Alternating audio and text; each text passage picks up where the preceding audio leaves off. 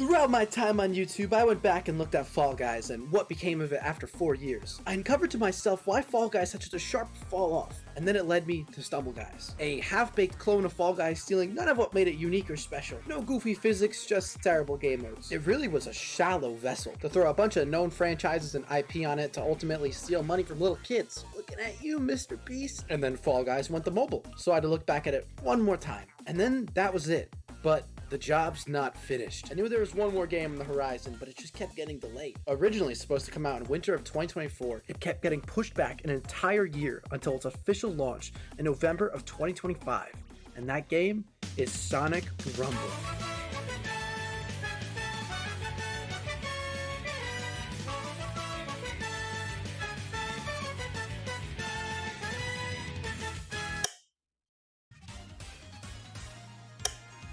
We're going to be looking at Sonic Rumble Party as if you played it today in 2026. Does it follow in the footsteps of what made Fall Guys great? Or does it stoop down to the lows Stumble Guys made standard? There's been some history since its launch in November to now that we need to review before playing. Upon its initial launch, it was review bombed on Steam and Sega claimed it performed below expectations. A really bad start to start your new live service game. Some of the quotes from the official Sega investment meeting was uncertainty in investment recovery, and featuring quality issues with the title, which can be translated to, this game stinks and we don't think we can make our money back. Not a very good sign for the future. Customer acquisition fell short of expectations and it plans to strengthen operations through updates and other measures. Alright, so let's check out their YouTube channel to see if they're following through with that. Battle. 3 rounds or random, fall off the stage to bad, you abandon. Run mode, just race to the goal, no rings, no gimmicks, pure speed for your soul. Hunt mode, items drop in, gotta grab them quick, enemies chase you, dodge every trick. Team battle, 4 versus 4, side by side, shove your rivals, defend your pride. Ring battle, golden rings, scatter wide, scoop them up quick. Okay, that's enough. That's enough. What else does this game have? Oh, yes, collaborations! Sonic Rumble, it seems, can't even get any good crossovers. They haven't even collaborated with the Sega IP yet at all. I wouldn't want to get messed up in that either, man. I get it. What they do have is Sonic the Hedgehog collaborating with Care Bears. Why are you collaborating with a baby IP? Is that not the definition of being a predator? And the Smurfs. Is this the best that you can do? Other than these strange, lifeless trailers, the game fully rebranded the Sonic Rumble Party during version 1.5. They did this to highlight the new party mode and to focus on more casual play, as well as changing some of the microtransactions to be less evil and more accessible. A feat I don't think they achieved. And so everything looks terrible. From all the information and trailers, none of it actually focused on and highlighted any gameplay, which means there's only one thing left to do, and that is to launch the game.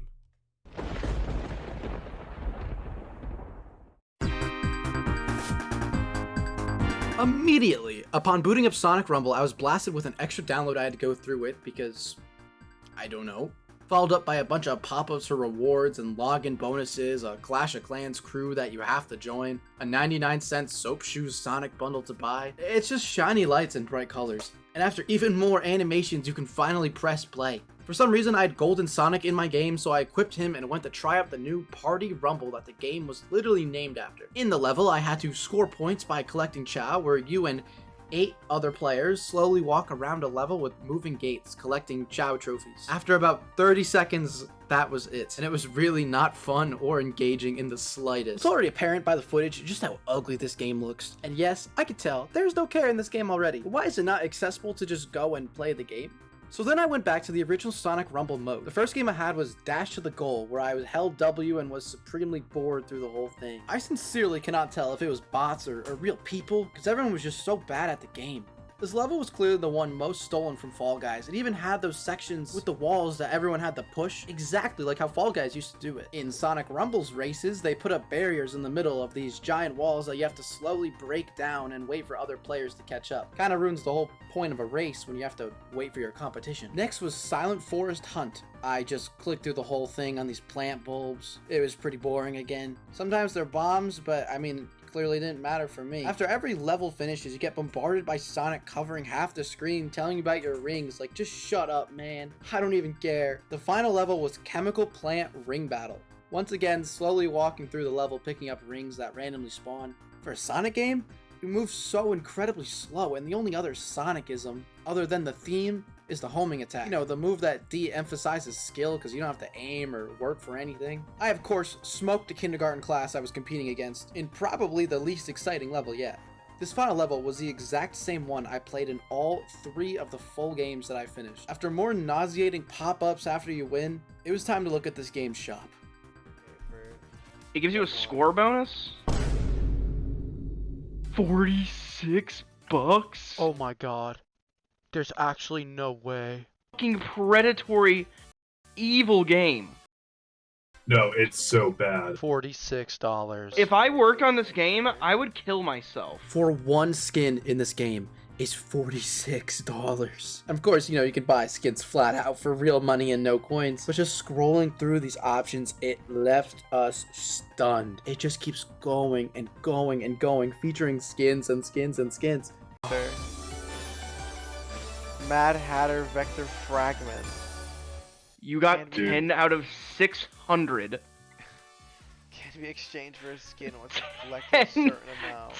10 out of This 600, is dude. legendary loot. Is some of the most predatory, scummy practices I've honestly ever seen in a game. In bright red, flashing numbers. How many days and hours you have left to get the skin before it's gone forever. Parents shouldn't let kids near this game. But more importantly, this game should not even be made in the first place. I think after seeing all of that, I was done playing Sonic Rumble and I closed it shortly after.